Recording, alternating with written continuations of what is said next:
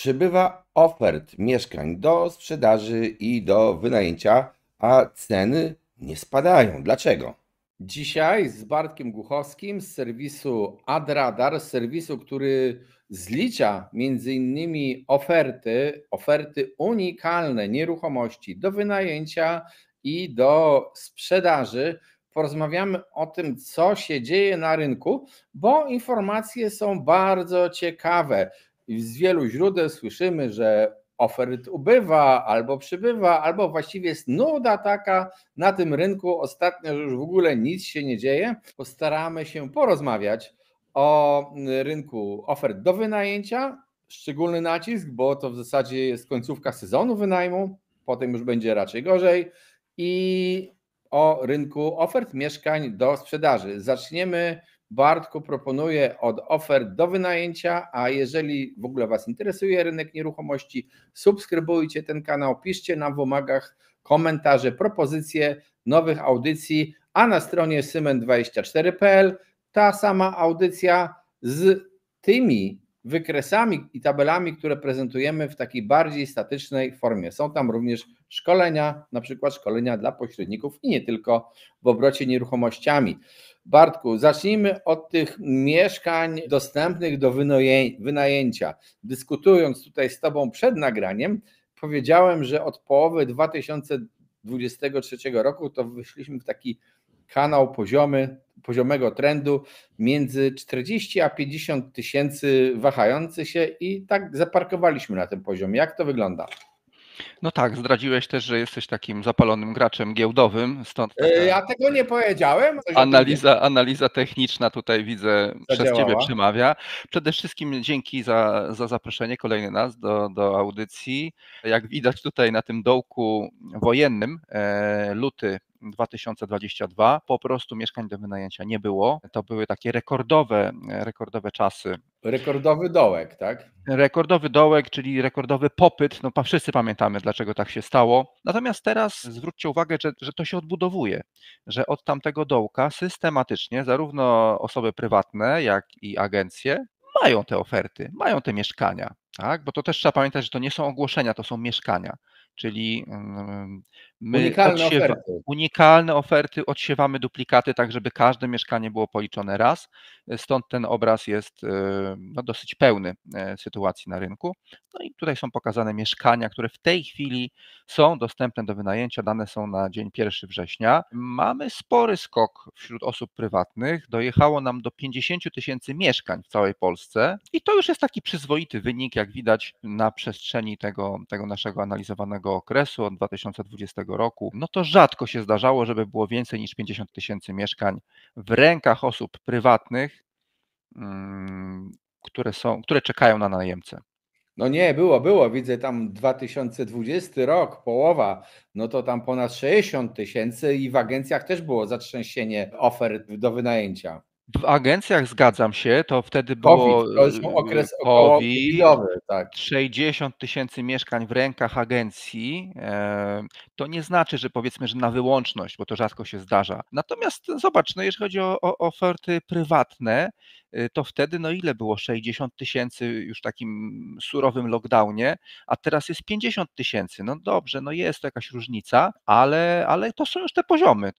Mieszkań do wynajęcia w tej chwili myślę, że można powiedzieć, że jest dosyć dużo. No właśnie, i teraz przejdźmy też, zobaczmy, jaki to ma wpływ na ceny. Zacznijmy od takich mieszkań jednopokojowych, czasami zwanych kawalerkami. Tutaj pokazujesz ceny wrzesień 2022, listopad 2023 i ten zielony słupek to wrzesień 2024. Rozumiem, średnie ceny w miastach. Szału nie ma chyba, jak to jest? Powiem Ci tak, no po pierwsze, ja już nie chciałem zanudzać Twoich widzów wykresami, że tak powiem, sprzed wojny, bo od tamtej pory to ten wzrost jest duży. Więc zaczynamy od września 2022, czyli to już była taka studencka stabilizacja dokładnie 2 lata temu. To jest pierwsza moja uwaga, tak żeby zwrócić uwagę na to, że raczej te wykresy są płaskie, to już nie ma takich wielkich wzrostów. To jest pierwsza rzecz. Druga rzecz. Nie wiem, jak ty to obserwujesz, ale ja widzę, że pomalutku, stopniowo standardem staje się podawanie ceny najmu w ogłoszeniu, takiej oszukanej troszeczkę. To znaczy, zaglądasz do ogłoszenia, jest 2600, ale dopłata jeszcze jest powiedzmy 500 czy 700 złotych nawet opłat tych administracyjnych, czynszowych. Kiedyś, jeszcze właśnie 2-3 lata temu, takie przynajmniej było moje wrażenie, większość ogłoszeń zawierała cenę już taką, po prostu tyle trzeba zapłacić za mieszkanie. Wiadomo, że do tego dochodził prąd, nie wiem, internet. Ja bym się na Twoim miejscu tak nie wycofywał z tych danych, a powiem Ci dlaczego. Dlatego, że ten zwyczaj podawania czynszu łącznie z tym, czyli tą kwotą brutto, którą płacisz, i już tam było to, co płacisz właścicielowi i płacisz na rzecz administracji, lub czynszu podawanego tego, co płacisz tylko właścicielowi, a dodatkowo jeszcze za te wszystkie używki, nazwijmy je, czy tą eksploatację płacisz, on się zmieniał w czasie, ale na przykład w Warszawie bardzo, bardzo długi okres właśnie podawano ten czynsz taki totalny, a później przerzucono się na ten czynsz taki pozornie niższy, czyli wyjmując tamte koszty. Ale ta zmiana w Warszawie, która była jednym z nielicznych miast, które gremialnie tak podawało właśnie ten czynsz totalny, to ta zmiana chyba nastąpiła więcej niż 2 lata temu. Więc jeżeli mówimy o takim okresie dwuletnim, to ja bym już raczej na taką zmianę bardzo się nie patrzył, bo ta zmiana moim zdaniem z tych miejscowości, które znam, zachodziła i zaszła wcześniej, ale bardzo chętnie napiszcie nam w komentarzach, jak to było, no bo tak szczerze mówiąc, to też nie zawsze śledzimy wszystkie miasta dokładnie i też już moja pamięć może być, można powiedzieć, zawodna. Myślę, w perspektywie 2 lat ten czynnik, o którym mówiłeś, niespecjalnie odgrywa dużą rolę. Dzisiaj chyba w Warszawie, którą znam najlepiej, no to znakomita większość ofert to jest właśnie podana tak, ty zapłacisz tyle plus tam ileś jeszcze 500, 600 w treści ogłoszenia napisane niestety do administracji, ale też powiedziałeś o tym, że chcesz uniknąć prezentacji skutku wojny, ale w mieszkaniach dwupokojowych ktoś raczej tego nie uniknął. Spójrzmy się na te dwupokojowe, bo tutaj ta pierwsza cena, ten słupek pomarańczowy nie jest ze września, tylko jest z marca 2022 roku, początku marca, bo to tak chyba zbierasz dane, sprzed podwyżki spowodowanej przez najazd Ukraińców. Stąd dla porównania cofnąłem się aż do marca, tak żeby mieć dane z roku 22, 23, 24 na jednym wykresie. Więc tak, tutaj się cofamy i to widać. To widać, bo na przykład no widać, jak ten pomarańczowy słupek, jak on jednak we wszystkich miastach jest znacznie niżej niż ten zielony, który obrazuje bieżący rok. Co jeszcze dodam tutaj w kontekście nie tylko tego wykresu, ale też tej poprzedniej mapki dotyczącej mieszkań jednopokojowych, to zwróćcie uwagę, że takie masowe media, bym powiedział, czy też takie propagandowe tuby nieruchomościowe, one najczęściej podają średnią cenę najmu. No i to jest taka uśredniona cena zarówno ogłoszeń agencyjnych, jak i bezpośrednich. To co my robimy, to my przede wszystkim bierzemy wyłącznie oferty bezpośrednie, wyłącznie mieszkania, które są dostępne bezpośrednio. Dlaczego tak robimy? Bo my chcemy pokazać taki popularny segment najmu. Te ceny średnie, jeśli zwłaszcza dorzucimy oferty agencyjne, gdzie naprawdę są apartamenty za 30 000 złotych miesięcznie w Warszawie, to bardzo moim zdaniem zaburza taką optykę rynku i stąd tylko oferty bezpośrednie. I druga rzecz, mediana, czyli my nie liczymy średniej ceny, która jest podawana w ogłoszeniach, tylko my patrzymy, jaka jest taka przeciętna cena, czyli dokładnie połowa ogłoszeń Mediana. jest tańsza, tak, a połowa jest droższa. Moim zdaniem to dużo lepiej obrazuje taką sytuację przeciętnego Kowalskiego, który szuka mieszkania do wynajęcia. Oczywiście też w komentarzach możecie dać znać, jak wy oceniacie te ceny, które tutaj podajemy na wykresie. Ja, tak jak konsultuję to z różnymi osobami, które wynajmują mieszkania takie przeciętne, to trafiamy gdzieś, tak? To jest taka cena, której się należy spodziewać. Jak ja widzę te analizy takie mainstreamowe, bym to nazwał, gdzie czasami już kawalerka w Warszawie średnio kosztuje no ponad 3000, no to jest nieprawda. Ale stój, bo Okej, nie ruszam się nie wiem, nigdzie. nie wiem, czy mówisz o tej analizie, o której ja myślę i o której Państwo może myślą, ale przyjrzyjcie się, że niektórzy publikują dane, portale takie pokazujące swoje obliczenia średnich cen i tam jest informacja: mieszkania do 40 metrów kwadratowych. To nie są mieszkania jednopokojowe. W kategorii do 40 metrów kwadratowych mieszczą się mieszkania jednopokojowe i droższe znacznie mieszkania dwupokojowe. Potem następna gdzieś tam granica, już nie pamiętam, na 50 czy na 60 metrach, bazują oni na powierzchni najmu mieszkania i to jest trochę tym bardziej przekłamane, dlatego że u nas płacisz, wynajmujesz za ilość pokoi i cię niewiele interesuje, czy ten pokój jest, czy to mieszkanie jest 1 czy 2 metry kwadratowe większe lub mniejsze. Cena jest za sztukę pokój. I no oczywiście lokalizacje i tak dalej, i tak dalej. I dodam jeszcze drugie o tych medianach. Tu muszę się pochwalić. Niedawno, możecie zobaczyć na naszym kanale, zrobiliśmy też audycję, w której porównywałem ceny sprzedaży mieszkań do mediany zarobków, bo nasz GUS wreszcie zaczął publikować i ma zamiar to kontynuować, publikację mediany zarobków i tam też pokazuje, jak wielka jest różnica między medianą zarobków a średnią arytmetyczną i co jest w ogóle, ja uważam, to jest fantastyczne, co GUS zrobił, bo zszedł z tą medianą do poziomu gminy. Dla każdej gminy jest podana mediana według miejsca zamieszkania ludzi, którzy pracują w tej gminie, albo według, co mniej wartościowe dla naszej analizy, lokalizacji zakładu. Obie te mediany są podawane, a mediana, tak jak wspomniałeś, to jest to środek. Połowa zarabia więcej, połowa zarabia mniej. Jeżeli chodzi o ceny mieszkań, połowa jest droższa, połowa tańsza. I teraz też od razu przejdźmy płynnie do 3 pokoi do wynajęcia, bo tutaj znowu jest wrzesień i jeżeli pamiętamy te 2 pokoje przed chwilą, to widać, że znowu ta różnica jest mniejsza, czyli w zasadzie można powiedzieć od tego września 2022, gdzie w zasadzie się zaczęła uspokajać sytuacja po tej wielkiej fali napływających mieszkańców, do dzisiaj, to tak powiedziałbym, te zmiany czynszów, to one nawet chyba poniżej inflacji są. No gdzieniegdzie to w ogóle spadek jest wręcz. Ja tak też uważam, że w przypadku tych mieszkań większych, trzypokojowych, mamy stabilizację tak naprawdę. Zwłaszcza jeśli spojrzymy na ostatni rok. Też spotykam się z takimi artykułami, czytam czasami, że rentowność najmu mieszkań właśnie tych większych, trzypokojowych, czy nawet większych, jeszcze czteropokojowych, że ona jest większa. Nie wiem, jak to jest liczone. Jeżeli wynajmujesz na pokoje.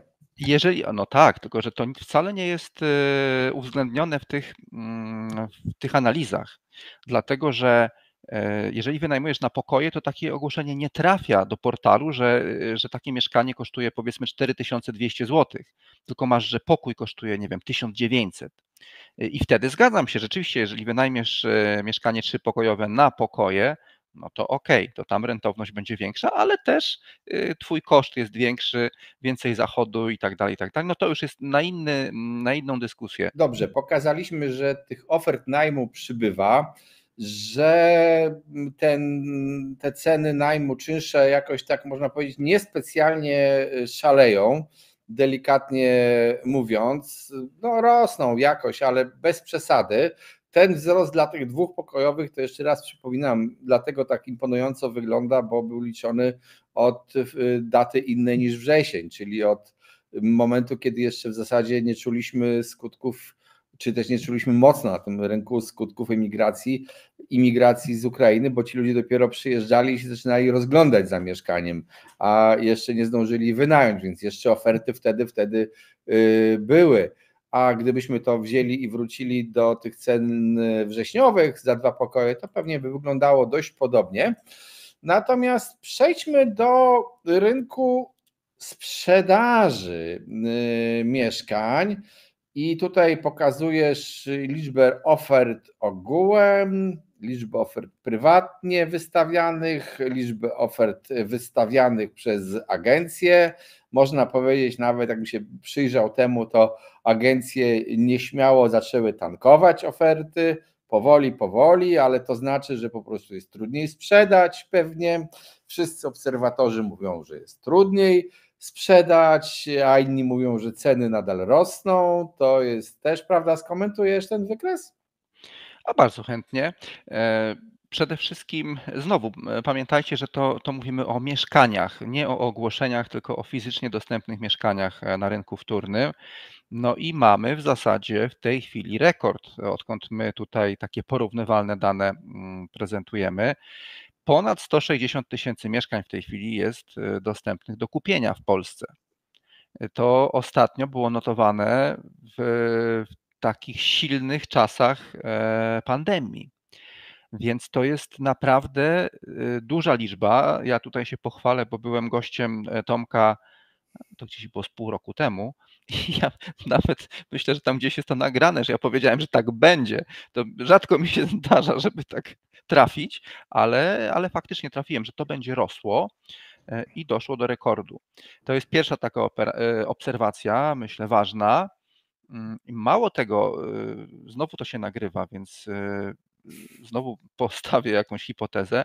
Wydaje mi się, że ten rekord zostanie pobity.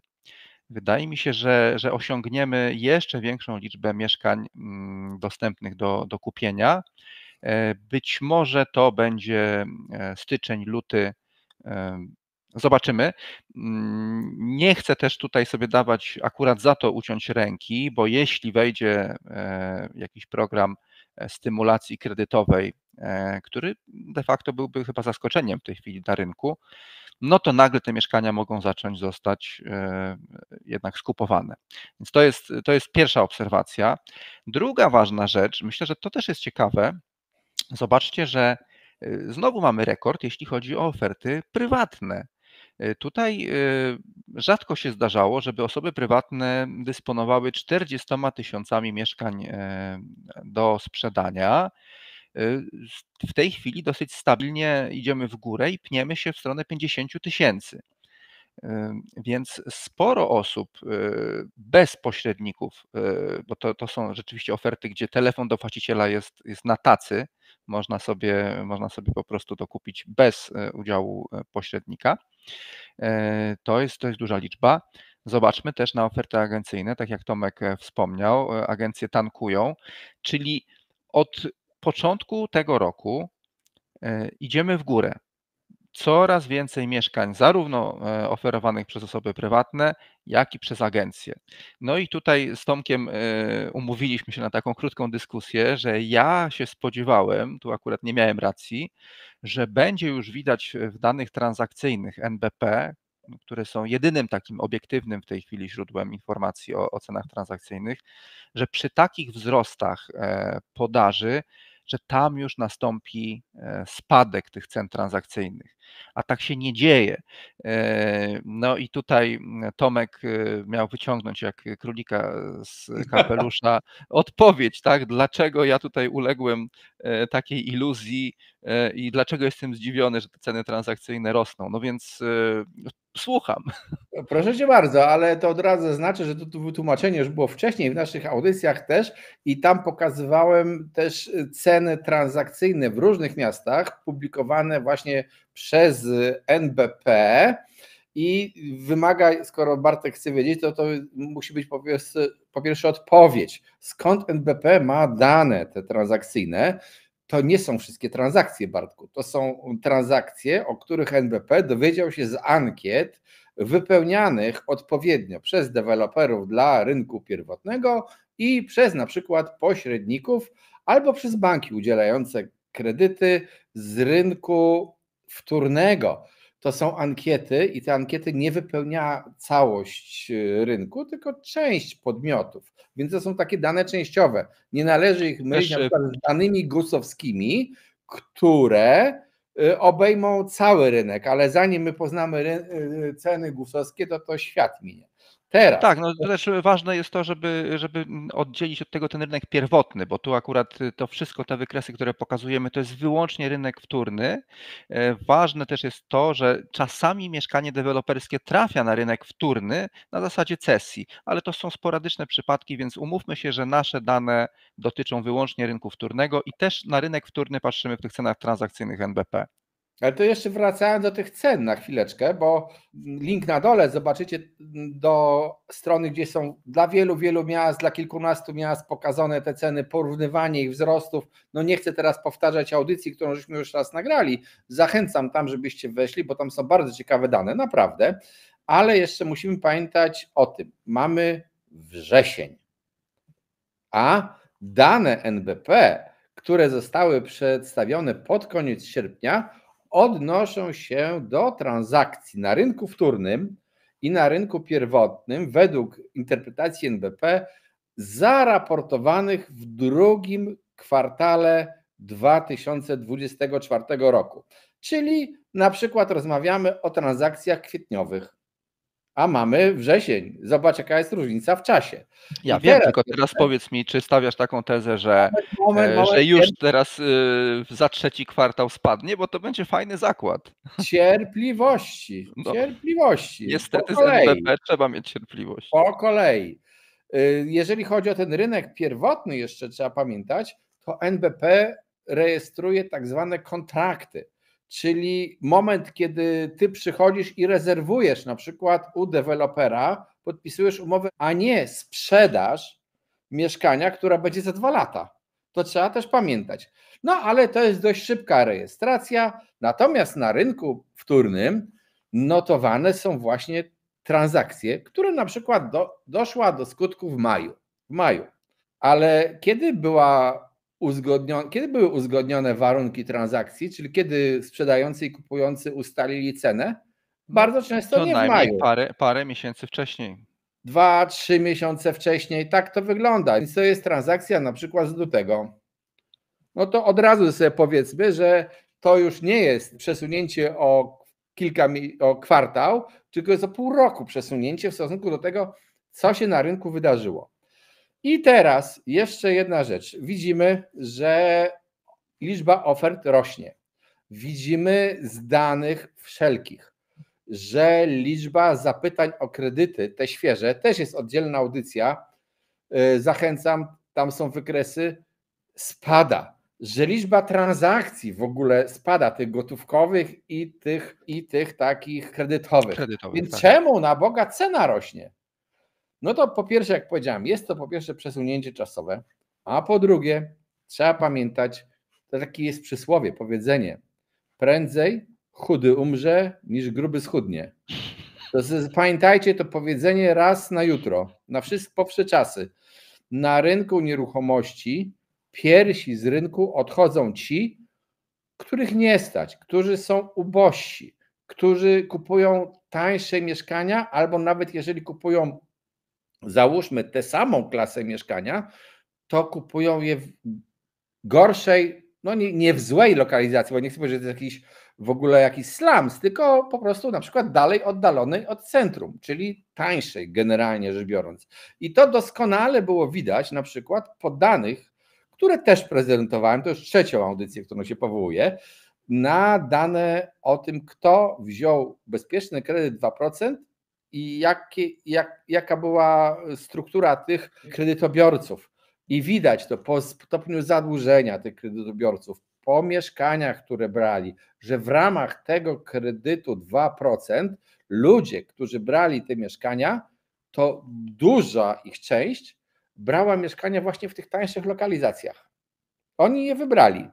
I teraz oni zniknęli z rynku. No to teraz jak sobie policzysz tak, zostali ci grubi, ci bogatsi, ci co mają większe wymagania lub mają większą zdolność kredytową z natury lub kupują za gotówkę. To oni zostali na rynku, chcą kupić droższe mieszkania, transakcji jest mniej, to ja rozumiem, że masz wykształcenie, przepraszam za złośliwość, które pozwala ci jako osobie zapoznanej z informatyką obliczyć, że cena taka średnia będzie rosła.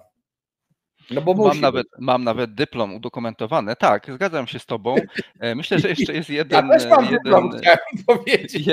jeden czynnik, też ciekaw jestem, czy się też z tym zgodzisz, że ta cena transakcyjna w przypadku mieszkań małych, to cena za metr oczywiście jest większa, tak? No bo jakby tak jak za kurs taksówką, no płacimy za to, że po prostu to jest mieszkanie, a potem za te parę dodatkowych metrów, tak? Pomijając apartamenty na Złotej, czy tam jakieś tego typu dziwiasy, ale Tak, w tak, tak, kategorii tak. ogólne mieszkanie, takie zwykłe, tak. Więc ja tutaj też domyślam się, że to też jest pewien czynnik, że ta cena transakcyjna może rosnąć, jeżeli metraż kupowany będzie malał, prawda? Więc to też jest, jakby miał wytłumaczyć, dlaczego jest taka sprzeczność, to też myślę jest jeden z czynników.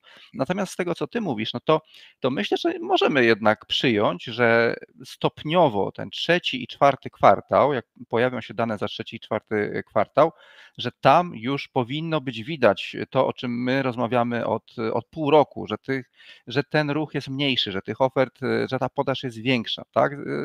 Rozumiem, że to opóźnienie wreszcie wjedzie na peron i coś tam powinno drgnąć, tak? Posłuchaj, to dwie rzeczy od razu powiem, bo jeszcze wrócę do tego, co ty powiedziałeś. Tych przyczyn, dlaczego tak się ceny zmieniają, jest więcej. To nie tylko to, że zostali ci bogatsi, biorą droższe mieszkania, ale nie to, że biorą mieszkania mniejsze i cena jednostkowa rośnie, ale także jest to, że do świadomości niektórych dotarło, że Unia uchwaliła nowelizację dyrektywy EPBD i jeszcze weszła dyrektywa ETS2 i może kiedyś w Polsce doczekamy się wreszcie klas energetycznych, tak jak cała Europa ma, oznaczonych literowo, żebyśmy nie błądzili, ale oni wszyscy uznali, że na wszelki wypadek lepiej jest kupić coś, co jest mniej energożerne, czyli często po prostu nowsze, chociaż niekoniecznie, to nie jest tak automatycznie, mniej energożerne niż reszta i zaczynają na to zwracać uwagę, bo boją się przyszłych kosztów, słusznie zresztą, więc to o Polakach świadczy to bardzo dobrze. A drugie, to co już wspomniałeś troszeczkę, że tam jakaś analiza giełdowa i tak dalej, ale spójrzmy się na to tak. Czego objawem na giełdzie jest to, że cena rośnie, a obrót akcjami spada? To zapowiada po prostu przesilenie na rynku, bo ludzie jeszcze chcą kupować, jeszcze zawierane są ostatnie transakcje, ale to już przez tych, którzy przyszli zachęceni do kupowania akcji przez taksówkarzy i fryzjerów. Natomiast ci tacy, którzy są na tym rynku, to oni już się zaczynają wyprzedawać i w ogóle tak to działa, że jest mniej transakcji, mniej zakupów. I podobnie jest dokładnie na rynku nieruchomości. Jeżeli obrót, liczba transakcji spada, a ceny jeszcze rosną, to jest objaw nadciągającego przesilenia na rynku. Tak, ale Ale chyba w tych danych NBP nie ma chyba danych o liczbie transakcji, prawda? Tam są tylko średnie ceny, bo jeśli dobrze trzeba pamiętam. badać wszystkie dane, które badamy, ale o liczbie transakcji to się dowiesz potem z GUS-u, albo dowiesz się na przykład z jakichś innych danych, z liczby podawanych przez Ministerstwo Sprawiedliwości aktów notarialnych. Te transakcje niestety są zliczane, te akty notarialne bodajże w rocznym cyklu, więc to taka już informacja lekko historyczna. Musztarda po obiedzie, tak, tak. GUS też podaje informacje dla analityków, historyków, pasjonatów, ale są ludzie, którzy siedzą na tym rynku, na przykład pośrednicy, deweloperzy, Na przykład Tomasz Lebiedź. albo ci kredytowi pośrednicy, jak oni widzą, że jest mniej i jak mówią, że jest mniej, to każdy powinien uwierzyć, że jest mniej transakcji i zacząć się nad tym zastanawiać. NBP, powiedziałem, bierze dane z ankiet, więc on ma tyle danych, ile ankiet dostał. To nie są bezwartościowe informacje z tego NBP, żeby nikt nie pomyślał, że ja coś zarzucam NBP, że coś robi źle. Nie. Oni sami mówią, że zastrzegają sobie, że to nie są pełne dane. Trzeba mieć tego świadomość, ale zbierają dużą liczbę tych danych i to, co oni pokazują, ten trend, że tak powiem, u nich jest bardzo wartościowe to, co oni pokazują, po prostu, ale trzeba rozumieć, jakie dane się czyta i tyle. I to jest cała jakby filozofia, żeby zrozumieć rynek nieruchomości. No skąd ma rosnąć, jak jest mniej transakcji? Ale oczywiście przecież nasz rynek układał się już do snu przed COVID-em, ale jak ruszył COVID, spadły stopy kredytowe do zera, to stopy tak, kredytów i oszczędności to już w ogóle do zera w bankach, no to wszyscy, każdy kto miał gotówkę, to ją pchał na rynek nieruchomości i stąd były podwyżki. Potem się nagle zaczęło opłacać tankować w nieruchomości, inwestować, bo przecież przybyło nam kilka procent obywateli. Co ciekawe zresztą, słuchaj, obejrzałem dane o tym, gdzie ci wszyscy cudzoziemcy się ukrywają, gdzie oni w sensie ukrywają, jak oni się rozłożyli po Polsce. No i podawane są dane prezentujące wszystkie województwa i ten region stołeczny oddzielnie. Ten region stołeczny bierze więcej niż każde inne województwo. To nie wiedziałem tego. To patrząc się na ludność, że sobie tutaj obok mnie jest budowa i tutaj nie króluje język polski, no, to zapewniam. No. To znaczy ten język, te podstawowe słowa myślę, że są słyszane, tak? Bo to jest takie pierwsze słowo, które umożliwia podstawową komunikację. Tak. Tego też nauczyli, ale oprócz tego z innym akcentem. Natomiast to bo Państwo sobie nawet nie wyobrażacie, mieszkacie gdzieś tam, nie wiem, w Świętokrzyskim i tam akurat jest chyba bardzo mało tych ludzi, o ile pamiętam, to więc w ogóle ich zauważacie znacznie mniej. Tutaj to jest, jeżeli to jest tyle tysięcy, co powiedziałem, no to jest po prostu ogromna część pracowników tutaj pracujących i ogromny ich wpływ na rynek, więc oni też oddziaływali na ten rynek i oni go obudzili. A potem trzecim takim kopniakiem w górę, jak już rynek, przecież przypomnijmy sobie rok 2022 i do połowy 2023. Stopy te procentowe w górę, koszty kredytów w górę, banki umierają, deweloperzy nic nie budują, nędza, ten rynek spadł w ogóle na dno dna. No ale wszedł błogosławiony kredyt bezpieczny 2%. No. Największym jego beneficjentem zresztą nie są deweloperzy, tylko największym beneficjentem jest banki. Ja bym chciał prowadzić biznes, w którym rząd mi dowozi klientów za darmo. Z ponad prawie 100 000 kredytów. To w ogóle uratowało im akcję kredytową. Oni dostali takie premie za pracę, że po prostu się na pewno tam do dzisiaj jeszcze cieszą z tego kredytu. Do dzisiaj wydają te pieniądze, inwestują w nieruchomości, tak? No być może. Ale podsumowując... Ale powiedziałeś o tych cenach, bo już klub. Tak. Niech postawię pieczątkę na tym wszystkim. Okay. Pieczątka jest taka, a skąd ja mam wiedzieć, co będzie z kredytem 0%? Bo ja nie wiem. Ja nie wiem, czy rząd wie. Ja sądzę, że rząd nie wie, czy wie w ogóle, bo oni mają zdania podzielone. Ostatnie, co słyszałem, wypowiedź premiera na ten temat, to sprowadzała się do tego mniej więcej, że to zostanie ustalone w głosowaniu, czyli że w rezerwie budżetowej są pieniądze na ten kredyt. Ustawa o kredycie tym na start jest osobną ustawą, więc jak ona wejdzie, to w razie czego będą te pieniądze, ale czy ta ustawa wejdzie, to premier umywa ręce i on to zostawia w głosowaniu, niech sobie ustalą, bo dobra, może Lewica zaprotestuje, może Hołownia zaprotestuje, ale PiS nas poprze. No, we will see. A poza tym jest problem jeszcze powódź. Tak. Czy teraz będziemy dawali kredyty na mieszkania, ten 1,6 mld, czy też ten 1,6 mld to się przyda jako jeden z wielu miliardów na odbudowę tamtych terenów? Ja nie wiem. No tak, no właśnie, bo tutaj też tak jakby już podsumowując, myślę, że obaj czujemy, że faktycznie to przesilenie na rynku, no jest bardzo dużo sygnałów, które świadczą o tym, że takie przesilenie się zbliża. Mało tego, że ono jest nawet potrzebne, tak jak, no chciałem powiedzieć, że tak jak ten deszcz, no bo on trochę był potrzebny, było za sucho, no ale jak już go nalało, no to mamy jeszcze większy problem, więc... Ale to tak jest, Bartek, zawsze, bo no tak. Jak wejdziesz, im wyżej na drabinę wejdziesz, to się mocniej potłuczesz przy upadku, tak to jest. Zgadza się. W wielu krajach Unii Europejskiej przecież widzimy, że rynki mieszkaniowe weszły w korektę i są w tej korekcie już spory czas, a nasz rynek po prostu super rośnie, patrząc się na ceny.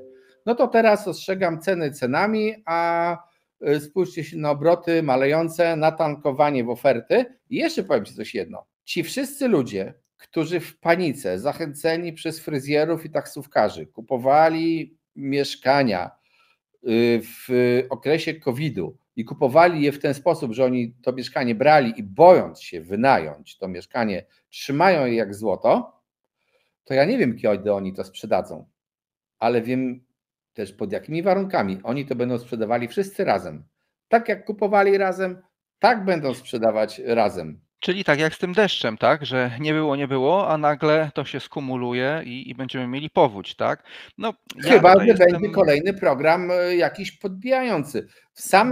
W samym rynku w tej chwili nie ma sygnałów, które mówią, że ma wzrosnąć popyt. Żeby popyt zaczął rosnąć, to musimy czekać, aż zaczną spadać stopy procentowe Tak. i te kredyty staną się normalniejsze. I chyba w kredytach też jest tak, że ludzie w tej chwili, banki już troszeczkę zaczynają lekko opuszczać te swoje stopy procentowe na kredytach, mimo że te oficjalne stopy procentowe jeszcze nie spadły. Na kredytach szczególnie ze stałą stopą, bo to w ogóle, jeżeli ja czekam na obniżkę stopy procentowej, to po co miałbym wziąć kredyt teraz ze stałą stopą, jak za pół roku może być niżej? Zwróć też uwagę, w 2016 roku mniej więcej, co się wydarzyło. Wtedy stopy procentowe delikatnie zaczęły spadać. No taki był, powiedzmy tak, wiatr polityki monetarnej zawiał. I ile czasu, ile miesięcy tak naprawdę, czy ile kwartałów musiało upłynąć, żeby nagle to się rozpędziło i ten rozpęd, to tak teraz się mówi, takie momentum, tak, że to trwa tak naprawdę do dzisiaj. Więc też ja też jestem zwolennikiem takiej teorii, że ten sygnał, to delikatna obniżka stóp procentowych, czy to, co się dzieje teraz w Stanach Zjednoczonych, czy w Europejskim Banku Centralnym, tam właśnie ten sygnał został podany. Obniżamy, tak? Zmienił się kierunek wiatru. Obniżamy. U nas tego sygnału nie ma. Rynek będzie potrzebował, myślę, wielu miesięcy, żeby ten sygnał sobie jakoś tam przekalkulować, przyswoić. No i zobaczymy, gdzie nas to doprowadzi. No jest to dla podtrzymania tej koniunktury wyśmienitej przecież, która trwa już latami, niewątpliwie taki sygnał z NBP byłby potrzebny, ale gdzie to dalej nas doprowadzi? No ja tutaj daleki jestem od podania scenariusza, który może wystąpić. Słuchaj, na rynku nieruchomości nic nie zdarza się natychmiast. Sama nazwa wskazuje, że jest to rynek lekko nieruchomy, tak? I mamy taką sytuację, ja Wam tylko przypomnę, w ciągu ostatnich 24 lat, co się zdarzyło, już nie ma 25, krótkie resume. 2000 rok, ogłoszenie dziura pałca, stopy procentowe w górę, rynek nieruchomości jak rypnął, to do 2003-2004 kwiczał i zdychał. Czyli 4 lata. 4 lata było Deweloperzy konsumowane to plajtowali, wszystko. mogłeś pójść i kupić całą klatkę w budynku, bo były tak zwane lansowane zakupy pakietowe, bo nikt tych mieszkań nie chciał. Potem nagle i deweloperzy nie zaczynali nowych budów w dużej ilości, bardzo mało się budowało, no bo przecież mieli i tamci inni plajtowali, no to się wtedy nagle potem zaczęli budować, ale nagle banki powiedziały: Jezus, dajemy kredyty we frankach, chcesz 135% wartości mieszkania, proszę, masz kredyt. W 2006 roku nagle się okazało, Boże, wszystkie mieszkania są wykupywane, nie ma, winda cenowa w Warszawie między sierpniem a grudniem 2006 roku mieszkania podrożały ponad 2 razy. Ponad 2 razy. Jeszcze raz, ponad 2 razy, to zrozumieć. Prawie niektóre trzykrotnie. Przy dosyć niskiej inflacji, nie tak jak No teraz, że była ale 20%. No tak, kredyty tak. dawano. Potem nastąpiła stagnacja, było już mniej transakcji, to było stagnacja, znaczy na 2007 rok no był tak lekko zniżkowy, potem się odbiło, a potem w sierpniu nagle Lehman Brothers, nie ma kredytów, w ogóle nie ma, jak to rypło, do 2012-2013 spadało w dół. 5 lat, znowu 5 lat turlania się w dół. Potem tak płaściutko, w zależności od miejscowości w Polsce, 2013, 14, 15, wspomniany przez Ciebie 16, zaczęliśmy się odbijać i szliśmy w tej górce do końca 2019, gdzie już pod koniec było widać mniejszy zapał. No ale na szczęście przyszedł COVID. Na szczęście dla rynku. Co trzeba robić w czasie COVID-u? Kupić mieszkanie. Dlaczego? No bo jak jest 0%, i każdy chce oszczędzać pieniądze i się boi, to normalne.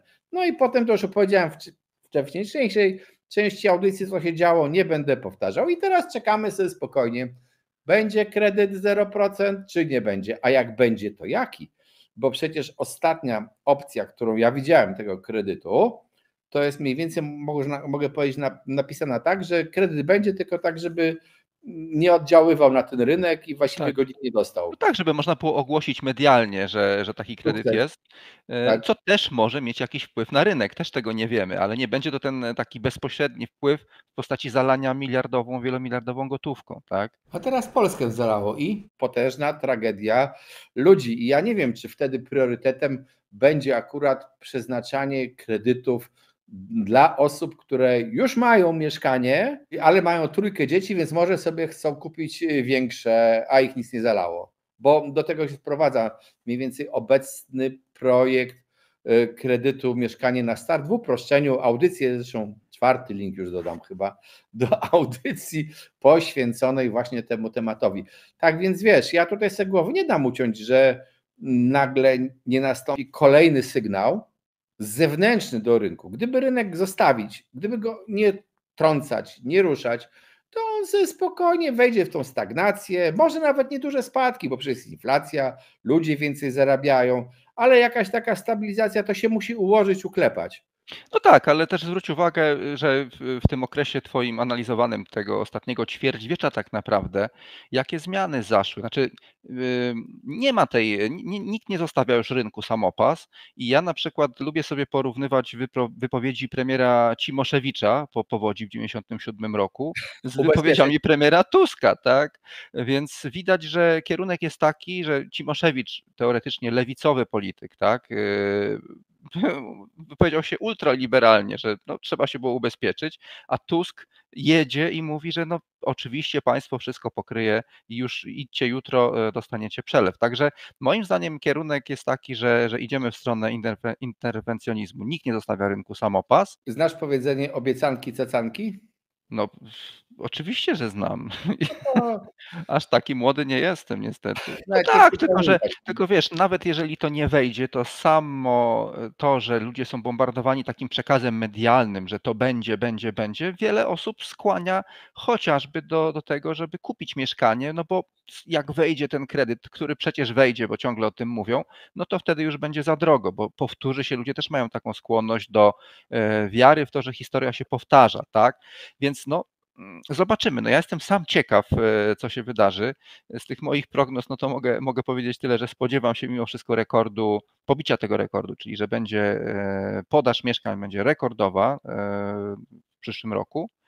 Natomiast jeśli chodzi o ceny, czekam cierpliwie w takim razie, aż ten pociąg opóźniony o pół roku z NBP dojedzie i pokaże, że drgnęło wreszcie zgodnie z intuicją.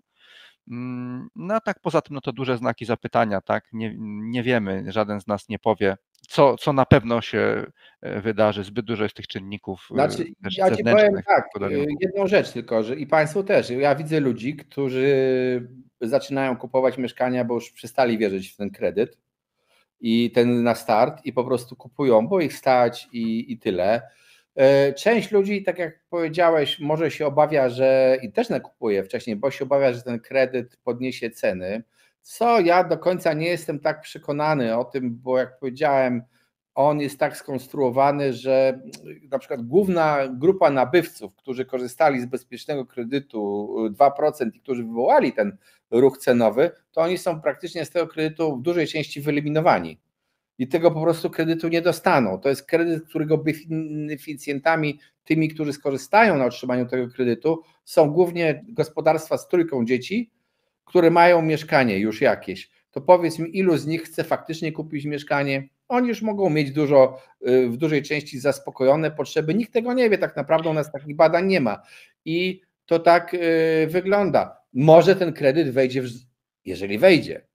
Pytanie pierwsze, czy wejdzie? Drugie, czy wejdzie w tej formie, którą znamy? Ona już też była zmieniana przez te 9 miesięcy, więc wiesz, to się okaże. Ja dlatego unikam wypowiedzi, że to wszystko to wszystko rypnie albo wszystko pójdzie w górę. Pożyjemy, zobaczymy, bo naprawdę jesteśmy pod wpływem tych interwencji pozarynkowych. Dobrze, słuchajcie, zmierzamy ku końcowi. Jeżeli interesuje Was rynek nieruchomości, trendy, subskrybujcie ten kanał, piszcie w komentarzach swoje wrażenia z rynku nieruchomości, dzielmy się tymi wrażeniami, propozycje nowych tematów, także chętnie poznam Wasze prognozy co do rynku nieruchomości, przyszłości kredytu, mieszkanie na start, budownictwa społecznego i przypominam, że na stronie syment24.pl nasza audycja z wykresami w formie stacjonarnej oraz wiele kursów